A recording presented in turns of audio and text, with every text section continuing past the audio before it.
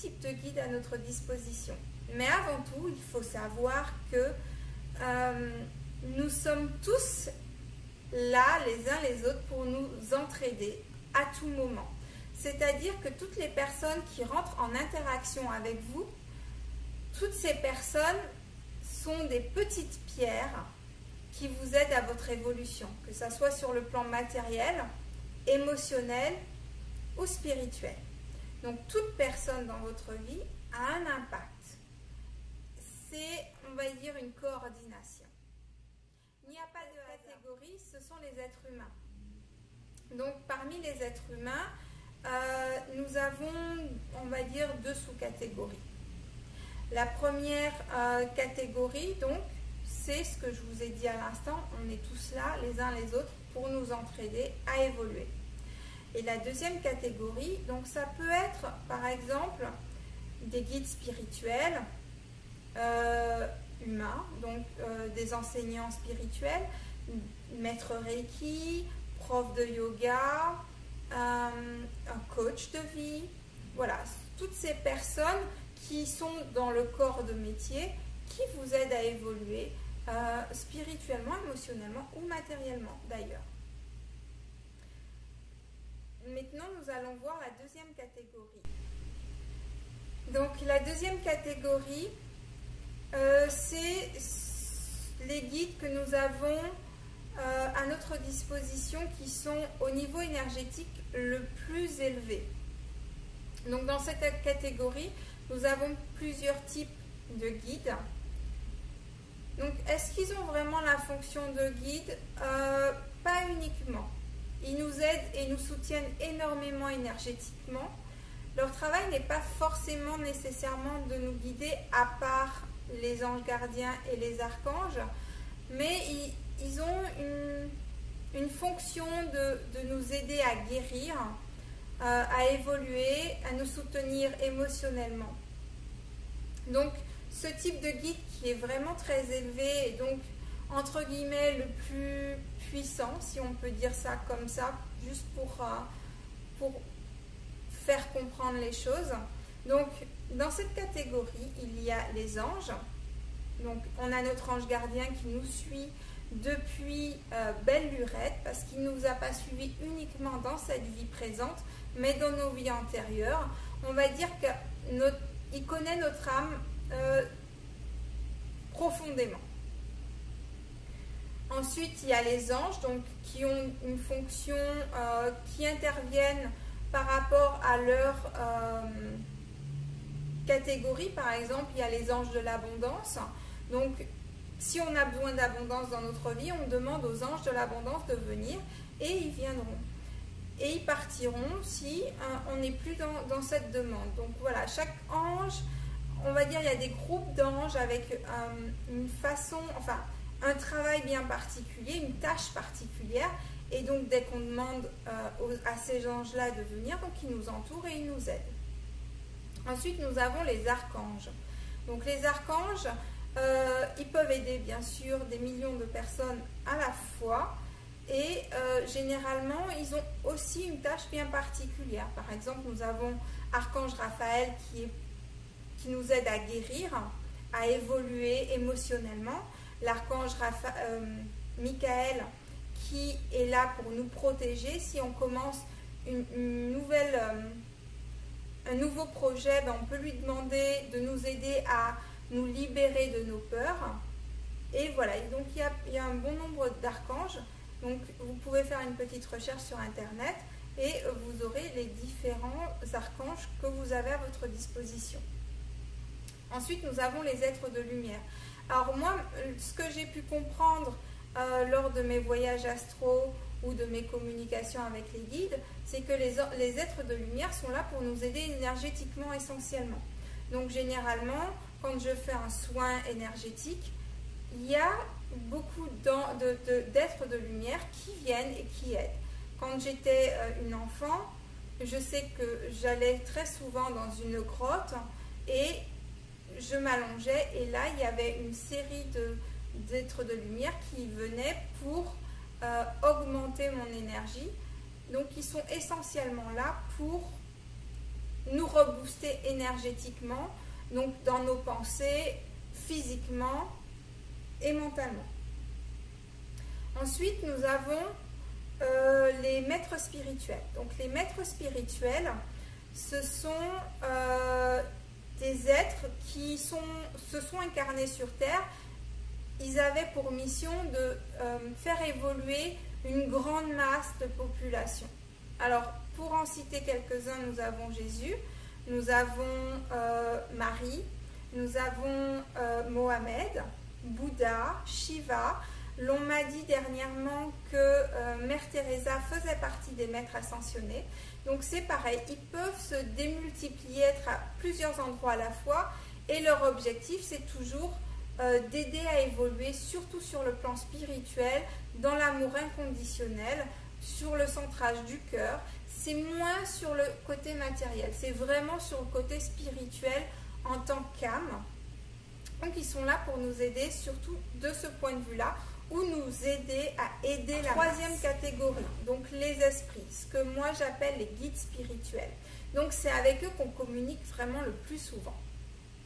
Donc les guides spirituels, ce sont des personnes qui ont été incarnées sur Terre, il y a longtemps ou pas, peu importe. Ils ont été incarnés, ils ont eu une évolution spirituelle très élevée, ce qui leur permet d'avoir pour mission de guider les autres.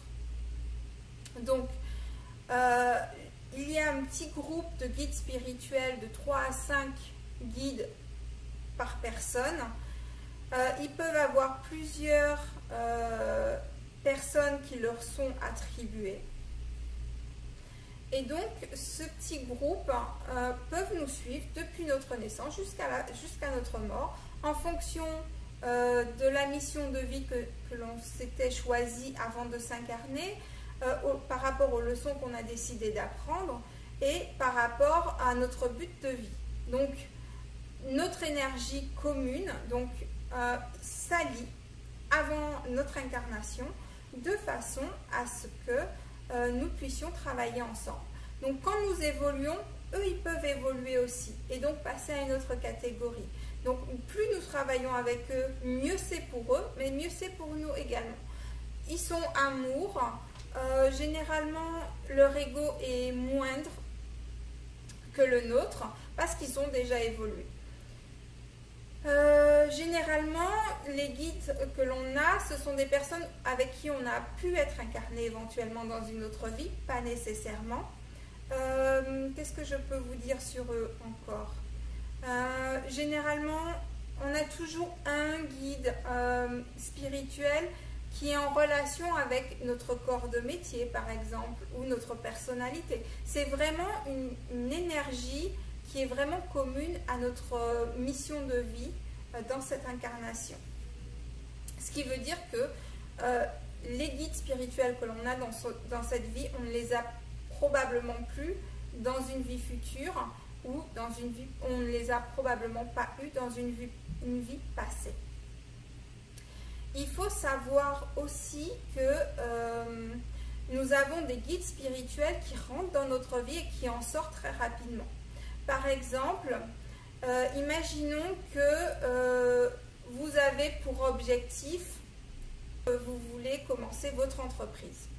Donc, quand vous décidez de commencer votre entreprise, des guides spirituels, un guide ou plusieurs guides spirituels qui ont eu une entreprise, qui ont eu du succès et qui connaissent très bien comment faire, comment procéder pour y arriver, viendront dans votre vie le temps de vous guider, que vous puissiez démarrer votre business. Et une fois que votre business il est démarré, ils s'en iront. Donc, il y a plusieurs guides qui viennent et qui rentrent en fonction de nos besoins à un moment T. Donc, ça peut durer 3 jours, 1 heure, ou ça peut durer 10 ans, 15 ans, 20 ans. Tout dépend de notre besoin à un instant T. Voilà, ça ce sont les guides spirituels, donc qui sont très évolués, mais qui ne sont pas encore, on va dire, ascensionnés. Ensuite, nous avons nos ancêtres. alors c'est eux qui sont un petit peu moins évolués. Des fois, il y a des êtres humains qui sont incarnés sur Terre, qui sont largement plus évolués que nos chers défunts. Donc, faut savoir que certains défunts, donc quand ils sont morts, ils décident qu'ils veulent vous aider parce qu'ils vous aiment, parce qu'ils vous ont aimé et qui n'ont pas envie de passer de l'autre côté. Ils ne sont pas encore prêts. Ils se sentent assez forts tout de même et assez évolués pour vous guider. Donc, ils restent à vos côtés de façon à vous guider, que ce soit matériellement, émotionnellement ou spirituellement. Il y a d'autres défunts qui restent parce qu'ils ont un business qui n'est pas achevé et qui cherchent à rentrer en contact avec vous, peut-être pour vous demander pardon et ça leur permettra de se libérer et de continuer leur route, ou peut-être qu'ils ont simplement besoin de votre aide pour achever quelque chose de bien particulier. Donc généralement le médium arrive à rentrer en communication avec cet esprit et donc vous transmet des informations. Donc dans nos chers défunts, il y a un petit peu de tout et c'est pas forcément toujours que des guides. Ensuite, la 5e catégorie, ce sont les animaux. Donc vous avez dû sûrement entendre parler des animaux totems. Moi, je travaille beaucoup avec les animaux. Je les aime beaucoup parce que, mine de rien, quand on les connaît bien, ils sont de vrais guides spirituels, que ça soit dans le monde incarné ou désincarné. Donc, il n'y a pas que les animaux d'ailleurs, parce qu'on pense souvent au cheval, au loup, aux choses régulières comme ça, à l'ours. Mais en fait, même les insectes sont là pour nous guider. Et tout le temps, ils nous aident à comprendre notre monde qui nous entoure, le monde qui nous entoure, et ils nous aident à grandir d'une certaine façon. Bien souvent, ils ont des pouvoirs bien particuliers qui nous transmettent le temps nécessaire pour nous aider dans notre évolution. Donc les animaux totems, généralement on en a un depuis la naissance qui nous suit jusqu'à la mort, donc tout le monde n'est pas au courant, tout le monde n'a pas conscience de son animal totem, mais on a un animal qui nous suit, qui nous a donné ses forces et ses faiblesses depuis notre naissance. Et généralement, si on connaît son animal totem, on se rend compte de la façon dont l'animal vit, quelles sont ses forces et ses faiblesses, que très souvent, on a ces mêmes caractéristiques en nous. Et il faut savoir que donc, il y a des animaux qui, comme les guides spirituels, ils viennent dans notre vie en fonction de notre besoin à un instant T. Donc, généralement, ces animaux, vous pouvez les remarquer de différentes façons. Donc, déjà, ils se présentent dans vos rêves ou ils traversent votre vie. Généralement, un animal que vous ne voyez pas souvent, on va dire par exemple, ici il y a des raccoons. Moi, j'en vois quasiment jamais. Et brusquement, un jour après X temps, vous voyez un raccoon qui traverse la route juste au moment où vous avancez, sorti de nulle part, ben, il est venu vous apporter un message. Alors, soit c'est un message, soit c'est sa force, parce que vous en avez besoin. Et généralement, quand vous lisez sur Internet les caractéristiques de cet animal, vous arrivez à trouver la force dont vous avez besoin et vous savez que du coup cet animal vous apporte exactement ce dont vous avez besoin exactement à cet instant, donc cette période de votre vie que vous êtes en train de traverser. Donc les insectes, je pourrais vous donner plein d'exemples. Par exemple, le cafard. Alors, c'est un petit insecte que j'ai pu observer plusieurs périodes de ma vie où quand cet insecte il apparaît, ça veut dire qu'il y a une situation particulière dans votre vie que vous devez vous en éloigner, que ce n'est pas fait pour vous. Si vous voyez plein de cafards alors que d'habitude il n'y en a pas et que brusquement vous en avez plein qui apparaissent dans votre vie, posez-vous la question de quoi je dois me détacher. Qu'est-ce qui est dans ma vie en ce moment qui me pourrit la vie et qui n'est pas censé être là maintenant. Ça, c'est une chose. Par exemple, les sauterelles. Les sauterelles, ça apporte le bonheur. Dès que vous voyez une sauterelle, la sauterelle est là pour vous rassurer. Si vous devez faire un changement dans votre vie et que vous avez une sauterelle qui apparaît, vous pouvez vous dire que les choses se passeront bien, que vous n'avez pas à vous inquiéter. Elle est là pour vous dire tout ira bien, ne t'inquiète pas. Voilà, bon après il y en a plein, donc je ne vais pas tout citer, mais en lisant les caractéristiques de chaque animal, vous aurez une petite idée de ce que l'insecte ou l'animal apporte dans votre catégorie, mais pas des moindres, c'est notre moi supérieur. En fait, c'est notre âme, elle communique tout le temps avec nous. Donc il est très important d'être à l'écoute de nous-mêmes. Le meilleur guide que l'on puisse avoir, c'est notre âme. Et notre âme, elle essaye tout le temps de nous remettre sur la route, de nous dire, voilà, ça c'est ce qu'il faut apprendre, donc va dans cette direction. Donc généralement, vous le sentez au niveau de l'estomac, quand vous avez soit les petits papillons qui vous disent waouh, c'est génial, ou quand ça serre et que vous êtes stressé alors qu'il n'y a aucune raison réellement. Donc voilà, notre moi supérieur, c'est notre intuition. Donc c'est bien de rester connecté à son intuition et de toujours suivre son intuition. Il ne faut pas, quand vous avez un déclic comme ça, il ne faut pas dire oui mais c'est fou, c'est pas logique. Si ça vient et que ça paraît naturel, que c'est pas votre mental, mais que c'est vraiment une inspiration, alors il faut suivre, il faut y aller, ne vous posez pas d'autres questions. Voilà, ça c'est nos 6 types de guides à notre disposition. Donc je reprends. La première catégorie, l'être humain. La deuxième catégorie, les anges, archanges, maîtres ascensionnés et les êtres de lumière. La troisième catégorie, les guides spirituels, donc ce sont des esprits. Ensuite, nos ancêtres, donc ceux qui ont vécu dans cette vie, qui sont passés de l'autre côté, mais qui restent un petit peu avec nous.